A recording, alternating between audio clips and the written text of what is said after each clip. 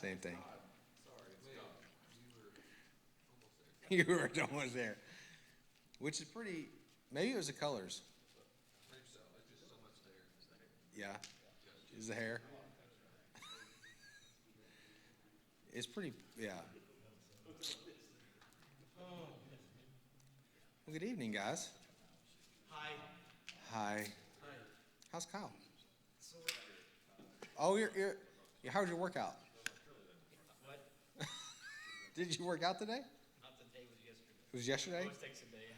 Just a I posted, bunch of jump ropes and push-ups. I always say that the worst feeling in the world that you can ever have is the realization that the only true response that's good for you to today's workout and the soreness that comes from it is tomorrow's workout, right? Because you're gonna warm those muscles back up, stretch, and as much as you don't want to go because it hurts so bad, it's a truism that tomorrow's workout's the cure for today's workout. Is that right, Rod? Yeah, I had to get out of bed 3 times today.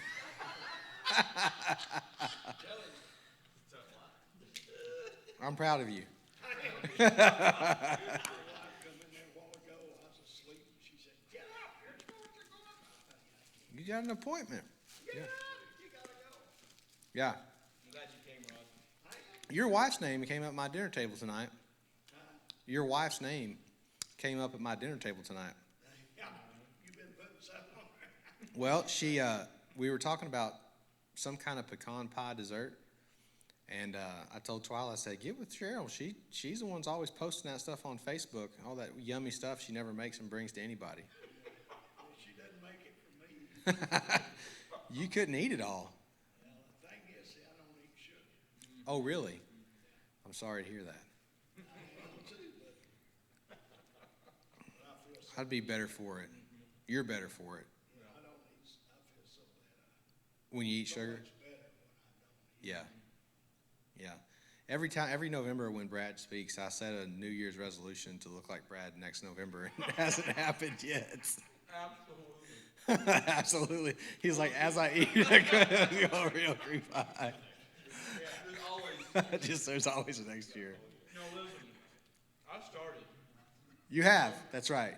Kyle started CrossFit, so. That's why you work out, so you can eat what you Not CrossFit? He told me CrossFit. Is he lying to me? It's what? Very similar to CrossFit. I don't think they like to label it.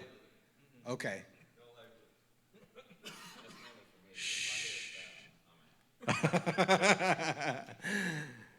All right. Well, we're going to get started so we don't keep you all late, and Brad has all the time in the world that he needs. But for you guys that don't know Brad Johnson that's going to speak tonight, I'm going to do a horrible job of introducing him, but I'm going to take the time to say what I think because Brad's probably the most humble guy one of the most humble guys I ever met, but most accomplished. He's a coach for the Ozark High School basketball program and is successful in that venture every year. But the thing that, and I'm introducing him really for a lot of people that's going to see this later. So I know a lot of you guys know him, but really the thing that I think that Brad brings to the table that just has always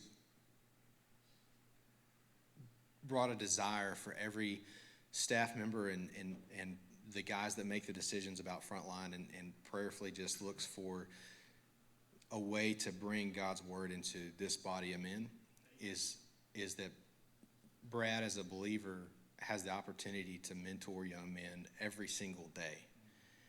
And what that does for a man is something that's very unique. You know, unique challenges and situations create an output into your life that's unique. And so it's kind of like a weapon, right? We talk about the Word of God being a weapon, right? Sharp as a two-edged sword. But the thing about it is like a lot of guys can relate to guns, you know. So if you take a gun to the range and you shoot it one time, that first bullet that you shoot is, well, who knows where it'll be, really. You know what I mean? The sight's liable to have to be adjusted, azimuth, elevation, you know what I mean? But the reality of that weapon even goes beyond that because when you heat it up, you put about 40 rounds through a rifle fast, and that sucker gets hot, the group on that rifle completely changes as compared to when it's raining and you're shooting that rifle, right? And so that weapon really doesn't become honed and calibrated in the hands of a person that's using it until you use it enough to not only understand how the mechanism works, but you also learn its characteristics. And the thing about Brad and his daily life is that, you know, when you mentor somebody, you get to know them and they have questions about life and they have hard situations that they're facing and they have challenges that they don't know how to overcome. And it creates a very unique challenge for a man to look at another young man and say, hey, I know what you're facing, and this is what I encourage you to do, because it's a lot of responsibility. But to have an entire team of young guys that you have to do that with throughout the course of a season, and then the fact that you've built relationships with them that go beyond a basketball court, right? And, you know, that wisdom that is God's word, it's wonderful, but the problem is if you don't know how to use it, it's just like that rifle on the range. To know the wisdom of God's word is knowledge, but understanding is to know how to take that wisdom and use it. And that is what is so unique about getting to mentor young men all the time, mentor men all the time, is that it's that polished perfection of learning to go to God with a question, go to God for wisdom, go to God for that guidance in that relationship, and then applying it consistently day in and day out. And it's through that sharpening, you know. And so every time Brad comes and speaks, what you hear from up here is not only God's wisdom, but it's an understanding of how to use it that he conveys. And you can tell when he says it, because I don't know if you've ever had 20 or 25 young guys staring at you in the face, really gut checking you. Seth Rinke, that's here tonight with me, he is a football player for Southern Arkansas University, and been on football teams for a long time. But you take a 6'7" guy that's looking at you in the face going, does this guy really believe what he's saying to me? Can I really follow this guy like he says I'm supposed to? That kind of gut check all the time means that you can't just be faking it till you make it. You really better be who you say you are. And so it's just I just feel so honored every time Brad accepts the invitation to come speak and share with us this unique insight into this process of growing and teaching and learning. And with that, I want to turn it over to you, Brad. But thank you very much for coming and sharing with us. And I know that I'll come back and close whenever you're done after we get a chance to worship here. But I just wanted to say thank you and looking forward to it. There you are, sir. Yes, sir. Hey, thank you. Yeah. Thanks for the great introduction. No, I mean every word I said. Yeah. It's hard to put into words, but it's because it's just something that is rare. It's rare. You know, none of us guys are in that position all the time. And to raise young men and harness that energy and build them into a team and to point them in a direction that's wholesome, not only for the thing you're trying to do, which is win basketball games, but really for their life. You know, that's something that gives you an insight into the hearts of young men all the time. And the truth is they're being competed for. You know, every day the enemy is competing against you for those young men's hearts. You might be the only light shining in there, and the devil's coming and dumping darkness, you know, on top of that as fast as he can, just to put that fire back out. And so I'm just excited. So I'm gonna let you get started. Well, thanks for that. I like how when Joe comes up here, he's kind of like a soldier guy, and he talks about guns and over my head and calibrations and all that kind of stuff. And his gifts are different, and then your gifts are different. And I come up here, and my mind works like a coach because I've been doing it for the last 17 years, and I knew from a young age that coaching was going to be my ministry, was going to be my job. It's something I had a passion for. So just getting to speak about sports and turn it into spiritual stuff is a big part of what I do. It's how I'm wired. I love it. And every time you ask me to speak, I'm always like, all right, I just got through speaking this year. Let me get my notepad out and let me write down some nice nuggets throughout the course of the year, and it's really good. Oh, I'm going to do that. I'm going to talk about that. And it gets to the time for the speak, and then I look at that. I was like, I didn't speak about any of that stuff. But which is good, though. But I'm always trying to prepare and plan, and obviously God will push a message on me that he wants you guys to hear more than I want to speak out. So honored, another opportunity. I guess it's maybe the third opportunity to be here and speak to the men of Beyond, and it's always great. It's always great. I'm very thankful and humble, like he says when Austin was talking at church on Sunday. I was like, I hope he doesn't say anything. And then it just felt, I was like, I don't even want to be on a spotlight. He goes, you want to be up here? I was like, I'd rather not. It looks like I'm spotlighted up here. I'm obviously spotlighted right here as well. But yeah, it's the introduction, all that stuff is great, and I love it. But like he said, being a coach, things sometimes, I guess, difficult because you take your work home with you. Something kind of off script, but you're kind of getting into that is being 20, 25-year-old guys always looking up to you and having some opportunities to bless them or just be an encouragement or a light to them has turned my life into not worrying so much about winning or losing, of just trying to impact guys and just be a part of life in a way that I have purpose and giving them something. And you come to find out, though, the more you invest in kids and the more they will run through that wall for you, and the more you start winning in the process of all that. And I know I talked a little bit last time I was here about that type of mentality, about loving and caring for people, and in return is helping everybody be successful in the process. So the Be Great today. I'll get started. I know that the Razorbacks play tonight. We're all excited about that. They won yesterday. Anytime Arkansas wins, it's a good thing. We just want to keep watching until they lose. So I get right into it. Being great today. Now, this is something that's been on my heart for a long time, to the point where it's wall art on our wall in the locker room of senior high boys, and it's just great. And it goes down, and I'm gonna do the acronym for it. I'm gonna be one of those guys today that acronyms you guys to death. Now, I went to the first G, and it's something that it's who I am. So this right here, when I talk about it, it's who I am. It's what I preach in my family. It's what I preach with our team. If it's who I am in every aspect of my life and what I'm involved in, this is kind of direction I always go. And I'm raising a 7 and 10-year-old right now, and this is a constant thing that we do with them every day. They'd be great today when they get out of my truck and go to school. They're saying it before I can say it now. Hey, be great today. Just a mentality that we want to push on those guys. As soon as I drop them off, I'm going to my office, and there's my senior high boys and junior high boys in my office, which I love. Just relationship connection there, and as long as they don't screw my office up and mess everything up, that's another thing itself.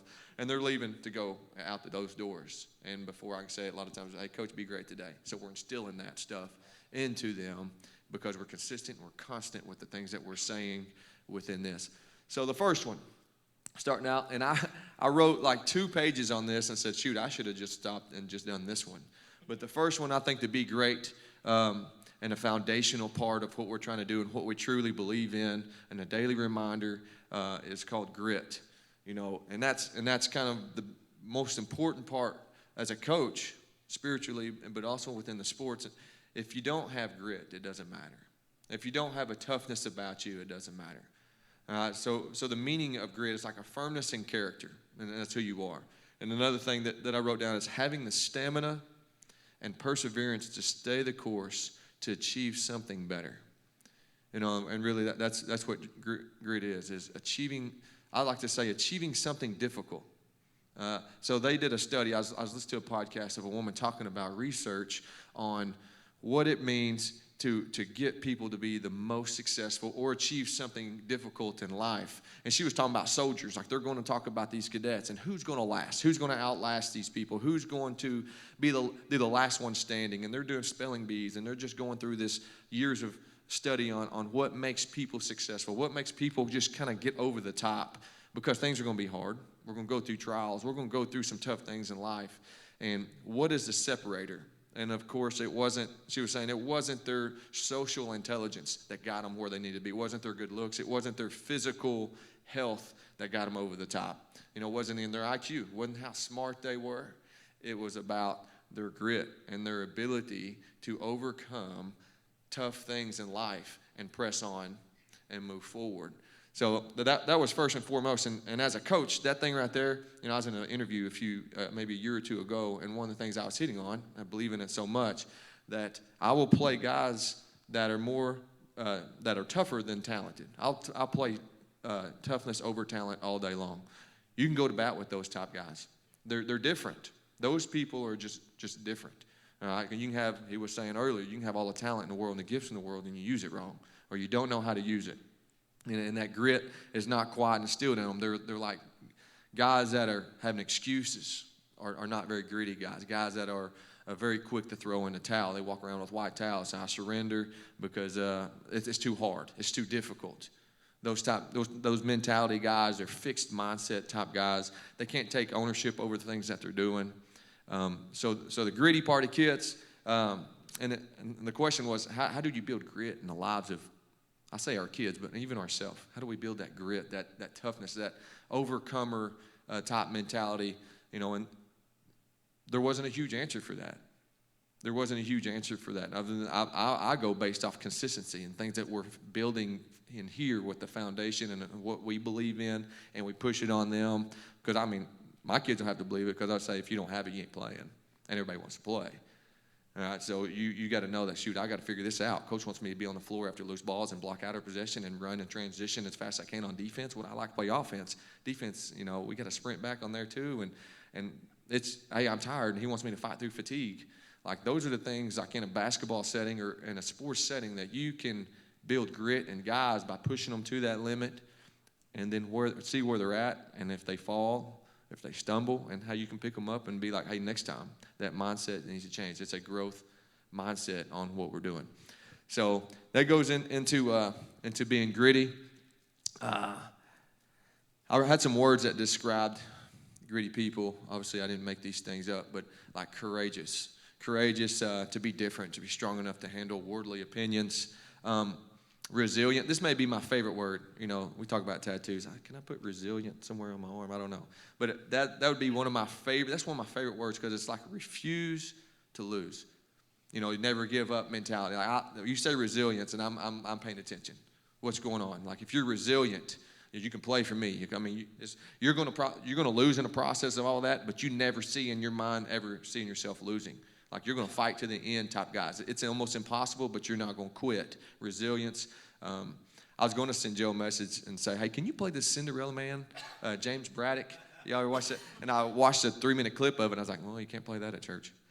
But this is kind of the things that explain to who I am as well. And Adam and I used to CrossFit and just get after it and work hard and laying on our backs and die and almost throwing up. I don't know why we kept doing that every day. But in that part of this movie, James Braddock, the boxer, gets smashed in the face finally for probably the 97th time. And it's probably the hardest lick the dude hit him the whole time. And that dude goes over there, and he picks up his mouthpiece, and right before he does, he kind of smiles.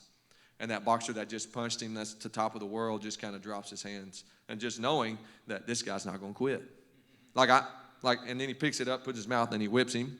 But it was just that moment, and that's my favorite part of the movie, is he just looks at him and is like, give me some more. I know that hurt, and I'm feeling it, and you almost got me, but he didn't show that weakness, picks up his mouthpiece, and then just continues to just be better than that guy. He had a little bit more grit than that guy. Passionate. Passion is just simply you care. If you got some grit, I think that caring is pretty simple.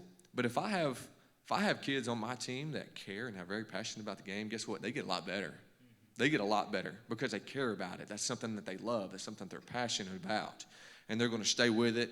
They're going to continue to, even though that they have good and bad days, they love it enough to stay around and continue to get better and not worry about bad days and push through. And the last one is perseverance. And that's to understand life can be painful, but we can overcome it. Perseverance is probably one of those words that you don't hear very often, the ability to endure things. And it's okay. And understand that life's hard. Life's tough. And I get it. You got to have a mindset understanding that things aren't going to be easy. And then when things are hard, you understand that. And you're able to endure some of that and finish your race regardless of what the circumstance or situation may be. And that's hard to do. That's hard for adults to do. I know I could talk about just a simple game of basketball that guys wanting them to push through their threshold. But I remember when I was a kid and that moment where I realized that I had more in me than I thought I did when I wanted to quit and wanted to give up. And I was able to just kind of push through it, and it changed my life. And that was just a simple sport, just a simple, hey, coach is mad at us and making us do these little, just touch the sideline and go all the way around the court. And finally I just got mad, and I thought I was done, and just grit my teeth, and I just started passing people. And I was mad and ticked off and whatever. And then I got done, and at that moment I went home, and I was, as a junior high kid, just realized that I'm a lot tougher than these guys. I just kind of found that extra. When I thought I was done, thought I was going to throw up and all that stuff, and then you just kind of hit a second gear and realize just kind of put things out, and just kind of small side story, and just kind of changed my life. Like, I'm tougher than that. I'm tougher than him. I'm gonna win. All my buddies fell out. Anyways, this is just the G. I'm trying to work toward that. But I say coaches love gritty players. I know for a fact that God loves gritty Christians. When you give your life to Jesus, we know that we're not exempt from that pain and suffering from stuff. All right, so the Lord expects His people to have this grit about them, to overcome things, and know that life is hard and difficult, and challenges and trials, and you're going to hit some speed bumps, and to not give up. And how many times you see that God knows the importance of having grit? I don't know if you got verses or not. No, I was going to have you, if you put them up, that's fine. If not, no big deal. I was going to rattle them off. But the first one was Galatians 6:9. I didn't even have this on there, but this is one of my life verses with Galatians. There's 3 of them I'll give you tonight. I'm going to read it off this, but it's here. Actually, I didn't write this down. But do not grow weary. Do not get discouraged of doing good. And this is my version of it, of doing right. Do not grow weary. Don't get discouraged. Don't give up. All right, because at the proper season, just at the right time, you're going to reap a harvest. If you do not give up. And that was the end of it, if you don't give up. So you talk about grit and getting past that struggle. All right, just knowing at the finish line there's a harvest coming if we can continue to make it to finish that race, to press on. In Philippians 3:12 through 14. It says, not that I've already obtained all this or have already arrived at my goal, but I press on. And to take hold of that which Christ Jesus took hold of me. Brothers and sisters, I do not consider myself yet to have taken hold of it. But one thing I do, forgetting what is behind and straining toward what is ahead. Not living in the past, knowing that there's something better. And we're going to put one foot in front of the other, and we'll continue to work toward our long-term goal and not quit on it too early. I press on toward the goal to win the prize for which God has called me heavenward in Christ Jesus. That grit to move forward, because like Joe was saying earlier, the enemy is always trying to hold us back. The enemy is always coming at my kids. The enemy is always coming at my family. Our ability to understand that. Also understand that, we may make mistakes, but we don't dwell in those past, and we kind of look forward that forward is that growth mindset. Like, not fixed. Okay, this is it, I'm done. I'm willing to see this problem, and I'm willing to get past it. And I know that today sucks. Today's not very good. But tomorrow holds something great for me, and not to go backwards. So I'm going to press onward toward God and what He has in store. That courage and resilience and the perseverance and endurance type stuff. Joshua 1:9, so this is part of another family life verse for us. Have I not commanded you, be strong and courageous. Do not be afraid. Do not be discouraged. Have no fear, for the Lord your God will be with you wherever you go. So grit, just standing up for what you believe in, and know God's with you at all times, having no fear with what the world tries to throw at you. One more is Romans 8:28, and we know with great confidence that God, who is deeply concerned about us, causes all things to work together for good for those who love God, to those who are called according to His plan and purpose. So with that, I think God did not create us to be failures.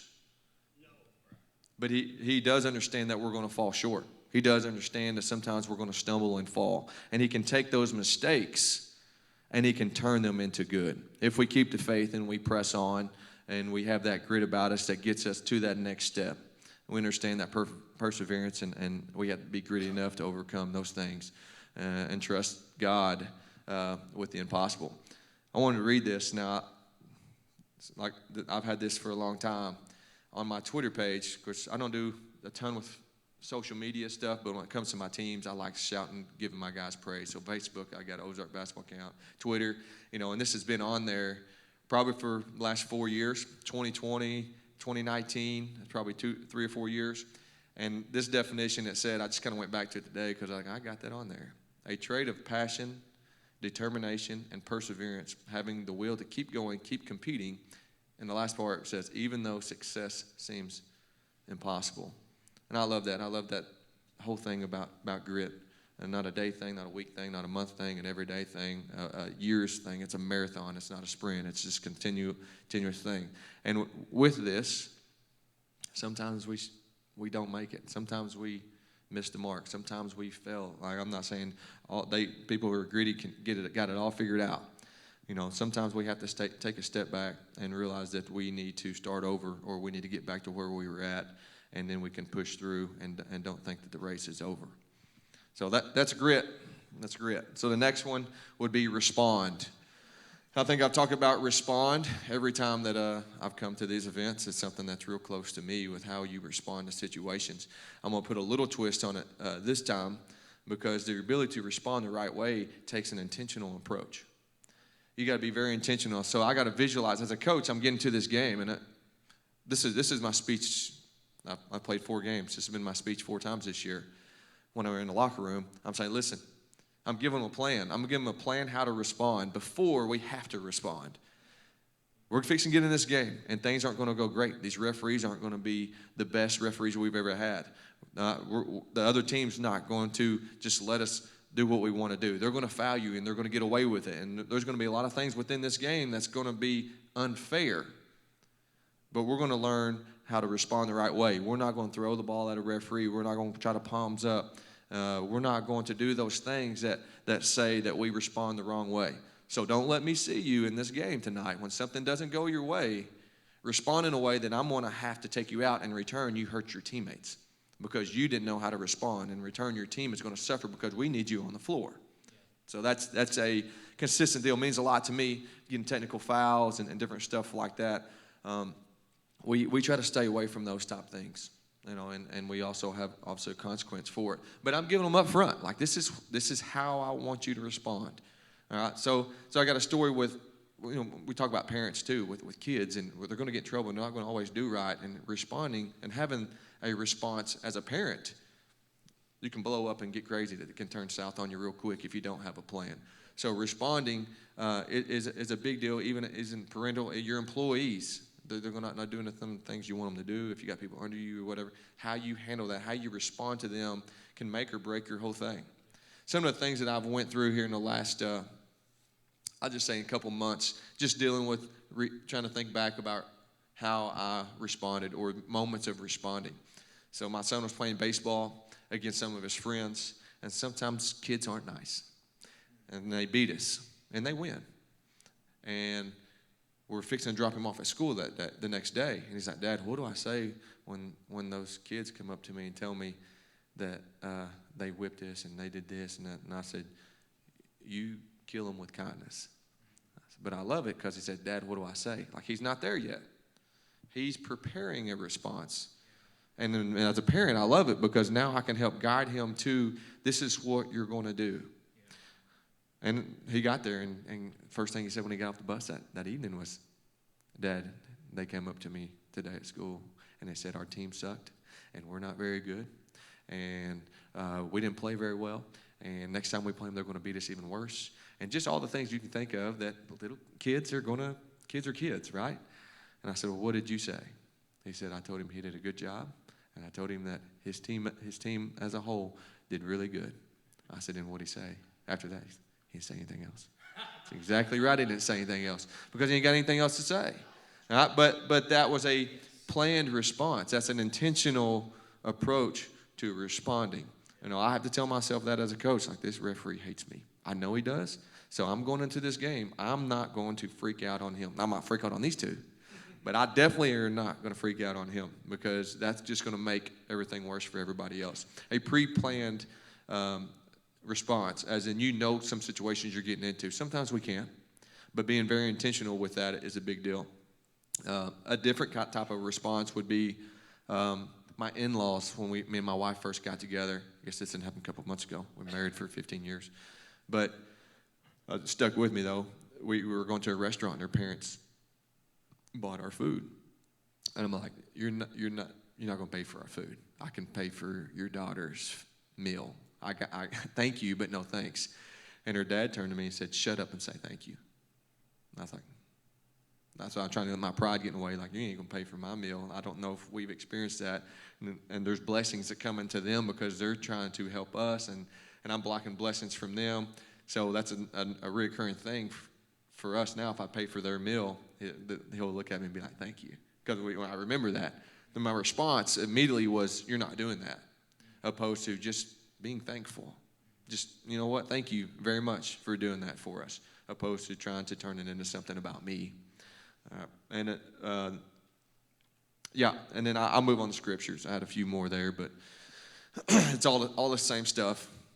Killing people with kindness and being the first ones. I do want to hit on that. Being the first ones to be kind sometimes is the bigger deal. Like, we have volleyball and basketball, and there's I wouldn't say it's this, but when you're sharing facilities and there's not enough facilities and you're having to go off campus and figure things out, and you want your program to be highly successful, and you just don't feel like things are fair. So what can we do the rest of the preseason? We can just complain about it. We can just complain about it. I know we kind of talked about that the other night or the other day, just complaining. We can't control it. It's not going to change. So these conversations that we're having in locker room, like, guys, we're done with that. We're not complaining. Matter of fact, we're going to be nice. It's kind of like the Roadhouse, until I tell you not to be nice. You know, I don't know if you've seen that. Yeah. But we're going to be nice. We're going to be the first ones to be nice, because that's what it's going to take. We're not going to wait for somebody else to be nice to us for us to be nice to them. So if we're going to go out of our way, because I know how this story ends with these type things. We are going to make sure and be nice. Now, do all of them do that? And I have to get them a little bit because they're still mad that they don't get their main gym? Yes, I do. But I think that's a mentality that we have to try to teach kids and people that maybe that don't like us or done us wrong, or we've done them wrong on accident, and unforgiveness and stuff. About sometimes it's up to us. Probably every time it's up to us to be the one that take the first step and be nice and be kind and respond in a way that they can kind of see Jesus through us. Like, I would never do that. Well, I'm different than you, kind of mentality. I'm a lot different than you are, because I'm trying to go through truth and the Word and what I've been told on how to handle this situation. So, scriptures, Ephesians 4:31 through 32. I don't know if you got them up there or not. Yep. Let all bitterness and wrath and anger and clamor and slander be put away from you, along with all malice. Be kind to one another, tenderhearted, forgiving one another as God in Christ forgave you. You know, that's hard. I know Brother Chip Brim talked a little bit about this the other day, about when people do you wrong, how hard that is to just forgive somebody or say, Lord, bless them. I don't know if you've been in that situation. I've been in that situation too with things that people just, it's hard saying, Lord, just bless them. I forgive them. And being able to take that, and it kind of saves your soul a little bit. And when you have that kindness and your forgiveness about you, even when it's not even, you don't feel like it's up to you to be the guy to say that. You know, Pastor, he speak blessings over people, and he won that case because he was stepped out in faith and did what the Lord told him to on responding in love for other people, even when they done him wrong. Very difficult to do. Very difficult to do. Proverbs 15:1. A soft answer turns away wrath, but a harsh word stirs up anger. That's a very true statement. I like to, when I read this, I think about flipping the script with stuff. I teach ALE. I obviously coach basketball, and it's a big part of what I do. But it's turned into here lately, in the last couple of years, I spend a lot of time with my ALE kids. That's alternative learning environment, kids that need a little extra help, kids that are struggling a lot of times at home, can't do their work. maybe very smart, but maybe they just need a little encouragement and support. And a lot of different walks of life come into those rooms, and it can be very difficult at times. So I got one kid, when it talks about soft answers and a harsh word and stirring up anger, and I immediately go to these kids right here that I'm dealing with that don't know how to handle any type of situation. That's why they're there. And I'm looking up in the bleachers, and he's about to get in a fight, and he's going crazy. And I'm like, James, get your tail down here. Come here. He walks down there. I said, James, what's going on, man? Oh, coach, they did this. And here it comes. Here that part of some people come out. And I said, James, am I yelling at you? No, sir. All right, don't yell at me. What happened? Well, it happened this, and this. I said, okay, that's fine. Hey, go over here for a second and just chill out just for a little bit. I'll come back and see you. Yes, sir. Smashed. Now, the other guy I work with, he's wired a little bit differently than me. You're going to be loud, I'm going to be louder. You know, me, it's you're going to be loud, I'm going to try to have a controlled voice. I'm trying to gentle, soft. That's obviously the way I like to approach anything anyways. My wife always tells me, why am I the only one yelling? I was like, because you're the one who likes to yell. I don't like to yell. I'm trying to keep all the hair I have in my head left over, right? I yell at referees. That's my job. That's about it. You know, but wired differently, but I also go back to being very intentional about what's coming out of my mouth and how I handle specific kids, and just experience with those type of situations obviously help a lot. So having a soft voice, being the loudest person in the room doesn't usually help much of anything. Last one on verses, 1 Thessalonians 5:18. Where the crap is Thessalonians? I can barely say it. Thessalonians. I went through my Bible, and I went through it 3 times, and finally there's a thing, I guess, table of contents or something like that. Okay, page 1972, I can get to 1 Thessalonians. That's a true story, just flipping back and forth. Holy crap, I knew it was in here somewhere. There's 2 of them? It says 1 Thessalonians. Where's the second one at? Is there 2?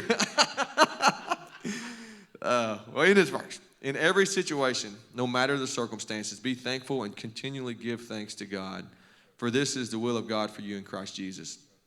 And I actually wrote down this about Landon talking on Sunday about giving thanks. You know, just a great word of getting to the point in our lives where we're responding with a thankful heart. It's not even about how we feel. Feeling has nothing to do with it.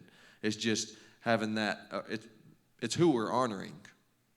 It's why we're being thankful. And Thanksgiving is a language of faith. I really like that, what Mona said as well. And obviously, I wrote that down. I'm going to add that to the list of things about being thankful. What a great time right now to be thankful during Thanksgiving. But Thanksgiving is a language of faith, and just being able to, in all circumstances, be thankful because we know what's coming. We don't see it, we don't feel it, but we know it's coming. The next 2 words, I combined them. It's a very similar, effort and attitude. I think that's every coach's list of things to do. Obviously, it's just thankful it fits within the great acronym that I can use it. But effort and attitude is probably the most common used words to describe a culture that I always try to create within my program. You know, I think it would just rip my soul apart if somebody said, Coach, your team just doesn't play very hard. If they say that to me, next practice would not be good for anybody.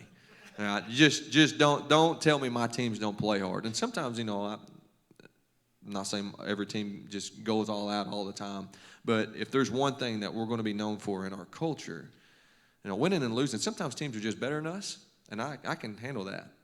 But their ability to play hard is never a negotiable. It's always something that we're going to do, that we're going to have a great attitude. In theory, we're trying to have great attitude, great effort in everything that we do. And I love those 2 words, you know, and I love talking about, like, our performance. Sometimes we just don't play very well. We talked about that today at a practice. And, like, sometimes we just don't shoot it well. Sometimes we miss layups, and I don't know why we miss layups. Sometimes we do all that. But down here on defense should never be a time. That's not performance. That's heart. That's effort. That's want to. So that's what we consistently preach on what, even family stuff. When my son plays sports, or if he's going to school, or if he's trying to take a test, or my daughter as well, she's starting to get in a piece of that. Why don't you talk to Sissy about this too, Dad? Well, she's getting that piece too. But all of this is something that is a consistent conversation in our truck on a ride home. Usually I'm soft voice, and usually Mom's harsh voice, stirring it up. No, I shouldn't say that. Hopefully she don't watch this. No, it's all good. She knows. She knows that she's a little bit more stern than I am when it comes to stuff.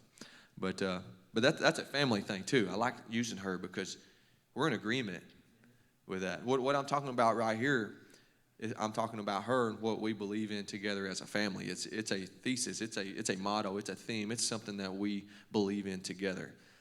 And that's definitely a non-negotiable. All these on my wall, it says non-negotiables when you walk into our locker room, and it has that acronym out there because we know what it takes to win at the highest level and also just be successful as a person. Another life verse with this, Colossians 3:23. Whatever you do, whatever your task may be, work from the soul. That is, put your very best effort as working for the Lord and not for men. And I think this has a lot to do with recognizing your gifts that God's given you as well and maximizing those gifts to be in your best while giving God the glory in the process of all the things that you're doing. It may be a banker. It may be landscaping, maybe coaching. My dad pours concrete. He's a safety officer. I think giving your best at your job, giving your best for your family, for your spouse, that's a big one. You know, we're reading something right now, Husband in Pursuit. She tricked me. I'm having to do a lot of stuff for her right now. That's her idea. It's a great idea, though. You know what it's done? It's Bible-based stuff that's pushing us to be very intentional about us as a man and woman, as a husband and wife, as a family, to give our best for each other. Because sometimes life happens, and we talk about marriage, it can be hard. Joe was asking me before it started, so tell me, like your daily routine of stuff. Really, me and my wife sometimes are like two ships passing in the night. And she's working 24 shift on Air Evac here in Fort Smith, and she stays just like a firefighter overnight. And on Sundays, sometimes just me and the kids, and then she's having to work or this, and then I finally get to see her, and then we're off to school or whatever it may be. So sometimes we have to grab God's word in a way that is very intentional with the things that are important to us, so we don't lose those things. So I'm thankful for giving our very best effort in things within our marriage. So I know I talk about sports a lot, but getting on the family and our jobs and our church, giving our best to our church. You know, some days I don't feel like serving. Some days I don't want to.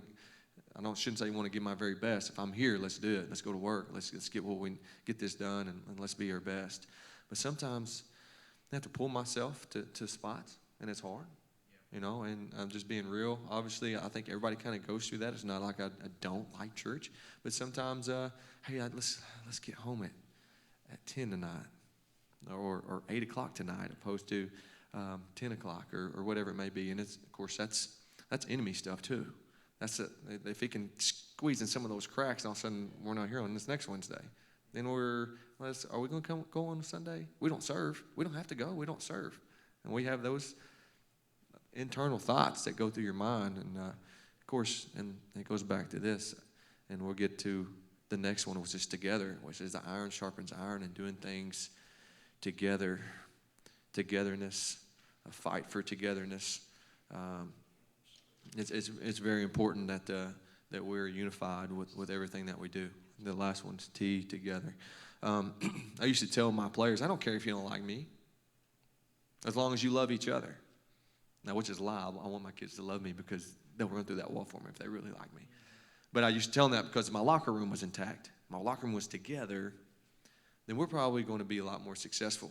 Misery needs company. It takes one or two to kind of disrupt the whole thing. But my best teams, when you walk into that locker room and they're together, and it's not me versus you, it's we over me mentality with stuff, then we're usually a really, really good team. I know Pastor Nate and Evan talked about fighting to be together, fighting for togetherness, loving one another, no matter who you are or where you're from. It's about a relationship, a connection that can bring you closer than a brother type deal.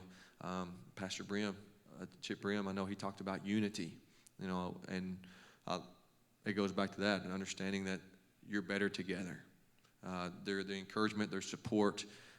We know the devil will get in when there's some type of division. Destruction's usually pretty close by.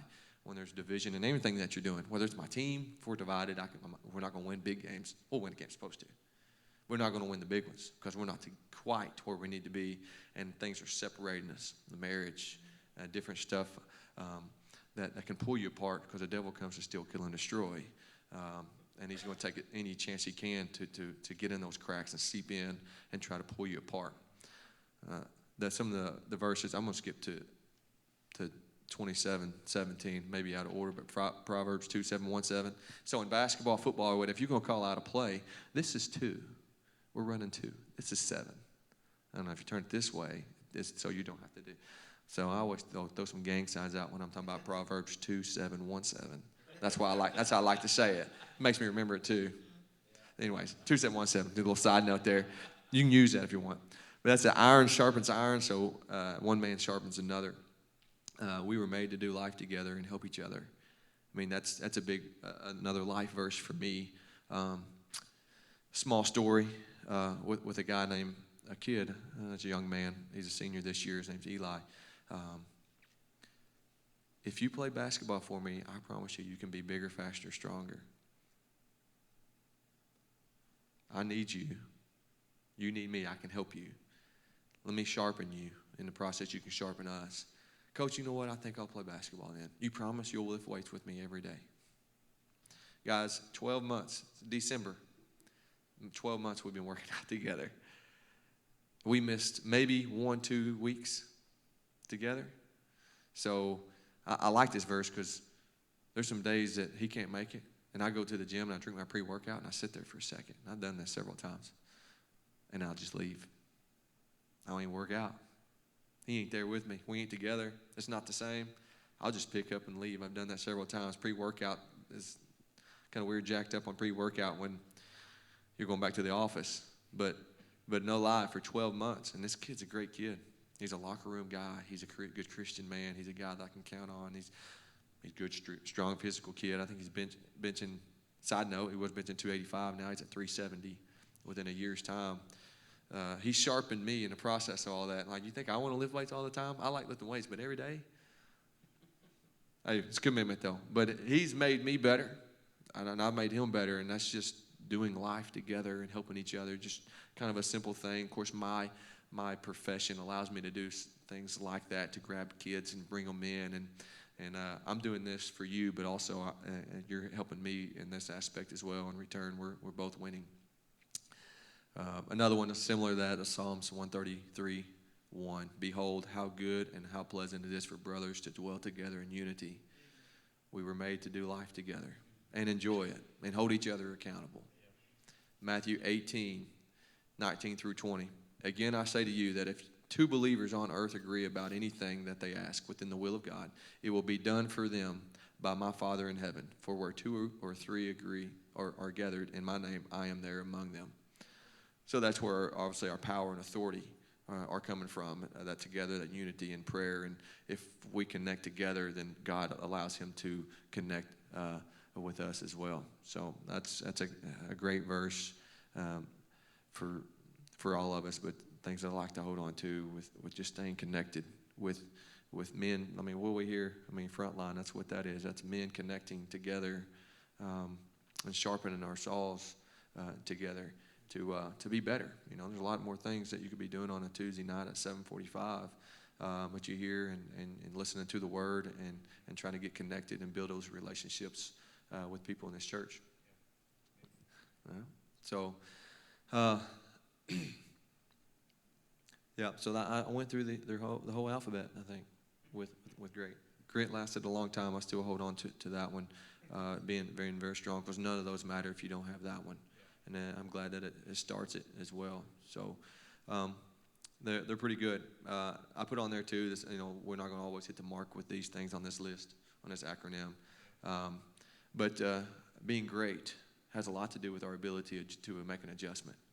To if there's some things going on and we're not there yet, to make an adjustment to the things that we're doing is crucial, because we're not always going to hit the mark.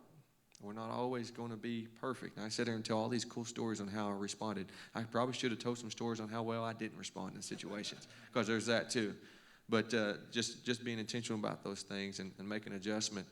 You know, and I was going to do a little challenge with you guys. I'm just going to kind of hit this just because it's been on me to do it. And making off a list. I've talked to Landon and Adam and another LB, some guys in the church about winning the day type deal and things that we can do to be great and making a list. It's a list of simple 5 things. You know, one for mine was reading the Bible or just being something Jesus. Let's get Jesus today. And then let's drink a gallon of water. I'm a big water guy. Don't drink your sugar. Drink a lot of water. Work out. Have a meaningful conversation with my family. You know, I've just this list as I feel needed, and then make a practice plan. And if I can go through all 5 of those things within a day, I check that, hey, I won the day. I did what I needed to do today to be the best I can be.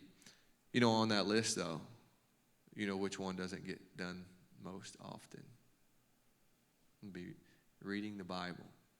I can drink water, I can work out, I can talk to my family, and I can make a practice plan. The one thing that I need to make an adjustment on, quit hitting snooze.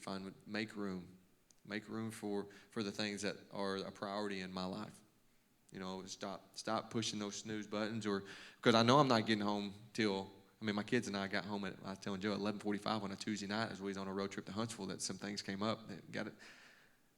I need to make room with things and make adjustments in my life sometimes to make sure that it's a priority. So anyways, that was just a little challenge, a little side note to you guys with finding 5 realistic things that you can do every day that's just going to make you better. I consistently do it. And that list changes. Mine on 5 was make a practice plan. Like being prepared for my kids is important, being my players. So that's just something within my life that I want to do. Just making sure that I'm ready for them. So both my families, so I got 2 families, my team, and then one's at home, and sometimes they both come together a lot. What I do, they do. So, anyways, yeah, I don't know if we want to listen to the song at the end. I picked a song. I usually do a song at the end of when I speak, just to kind of get into a moment with the Lord and get a 5-minute silence to shut off any type of distractions or whatever, and just get some alone time with Him after speaking. You know, I did it on Being Great, and I go back to Grit. And man, I really like that song. I will make room for you, all that good stuff. And then there's a woman singing on one of them. I was like, I'm talking about manly things here. I'm talking about manly. I gotta have a manly song. But I picked Lion, but obviously a lot of meaningful things with that when I think about grit and courageous and strong. And when you think about a lion and the roar and the Lion of Judah is kind of what the song talks about. Jesus was a lamb, was slain, but then He rose from the dead, obviously, and conquered the grave. And there's a lot of things that go into this song that I really, really like. And it just kind of shows me that, you know, He's the Lion of Judah. He's strong and powerful and all authority going through there. And when He roars, the devil flees. You know, that's a mentality with when I think of lion. But anyways, I spoke about 15 minutes more than I thought I would. So I give you all I got. Guys, I appreciate the opportunity to speak. This is good for me. You know, like I said about 1 Thessalonians, I'm like, where the crap is that at? And I look, no lie. But you know what makes you do it? When you do things like this, when you say yes to things like this, it makes you win the day on one. It makes you read the Bible. It makes you being very intentional. So when I was doing this, there's a reason I say yes to this every year. Is because it pushes me to a spot where I need to get better at and to continue to work through that. So, yep. And yeah, thank you guys for showing up on a Tuesday night. So, yeah, thank you. Hold on to that for a second. So, I told you. Every time, man. I know you could do that you wouldn't have not needed notes. You know what I mean? Yeah, Honestly. yeah. I know. So you could have spoke that whole thing and not had any notes. I spent hours and hours and hours trying to prepare this. No. Anything. Really. No. I'm saying, no, I have to work. This is a lot of effort. This is a lot of work. This is a lot of time. when I speak over, obviously it's something that is dear to my heart. I've come to find out speaking, if people we talk about public speaking, if you have a passion for it, it's easy. It's easy. If you don't really know what you're talking about, it's really hard, and you don't want to do it. Yeah, right? absolutely. You're like, done, cut ties with it. But if you have a passion for what you're talking about, really it's not as hard as what you think it is. Yeah. It is kind of. And I guess that's what I'm saying. My impression of what you said tonight was that you can tell that you had to organize your thoughts, but this is what you believe. You know what I mean? And it's what you work to live out every day. And I'm just thankful that you took the time to share with us in that structured way, because it's something that I can do. I'm in that same season of life with my kids where I'm trying to embed things in them that are staples, right? Yeah, that's right. It's something that's over the wall. You pound it every day, and you go, "We're going to be great today. We're going to be a light today. We're going to, And it's so difficult because for every single day that you say that one thing, there's so many other things being said back to them when you're not there. Yes. And they're not under the watchful eye of a person that cares for their future. There's so many voices speaking back, and but to your point of doing it together, having those 5 things, just having that meaningful conversation every day. No matter what your 5 things are, whatever you develop them to be, sticking to that, I promise you, is probably the biggest challenge of our daily life, isn't it? Because we live distracted, everything is competing for our time, Yep. and Those things are easy. right, yeah, they're easy. They're easy. That's right. They're I mean, easy. technically they are. Yeah, they are. Until Yep. they're not. Until they're competing. Until they're not. Well, it's just like you said. Why do we miss a layup? Yeah. The layup's great. The problem is when something's coming at you on the other side, and now all of a sudden there's all that other input that you've got to do what you know how to do, given that challenge. So it's like I know what the word says, but guess what? I'm being challenged with this right now. Now, am I going to do what I know to do? Is my muscle memory of speaking God's word, of doing what He said, going to kick in and make this layup easy? Yeah. That's right. so important.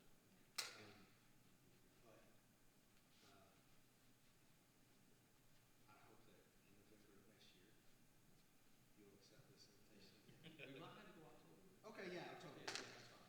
Wherever We got, it fits. I got you down November 16th. Dude, I think I carry it. I said my assistant coach, or GM coach, can fill in for me, I guess. Yeah, I know. We'll move it around wherever it fits. But yeah, if we want. Yeah. Thank you again for all your time. Yes, thank you. Guys, we're gonna miss December. We'll be back in January for Broom Ball. So what? Oh my gosh. Why are you shaking your head, guy? Broom ball. It's getting more intense. I was getting, Nick, have you ever played Broom Ball? Broom ball. you should come and play. You would love it. You need a referee. We need a referee. Goalie? Can I sit? on the Yeah. side? Yes, you can. Hey, That's where I will go be. eat some burgers and stuff. We eat good food. And it is the most fun.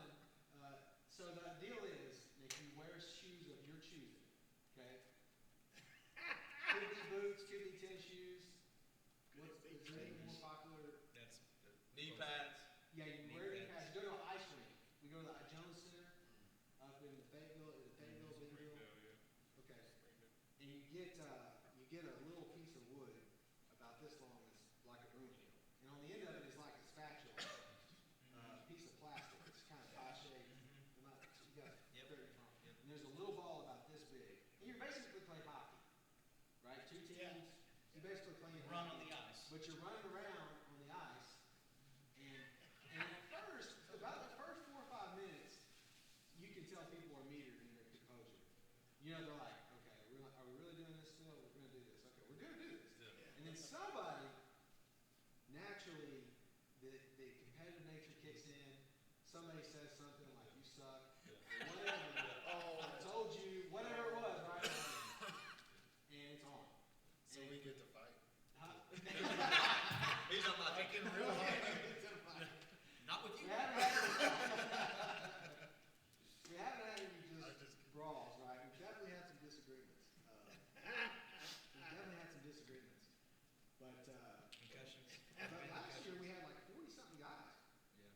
mean, it was so, 30 something. so, yeah, it was, yeah. It was like, what, 3 teams or 4, 3 whole teams?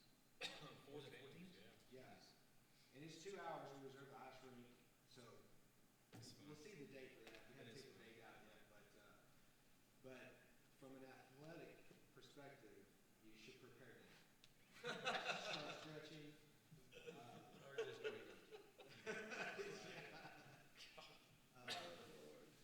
It would be fine if everybody agreed that the level of effort was gonna be medium to marginal. Or 60%. 60% is good, 65.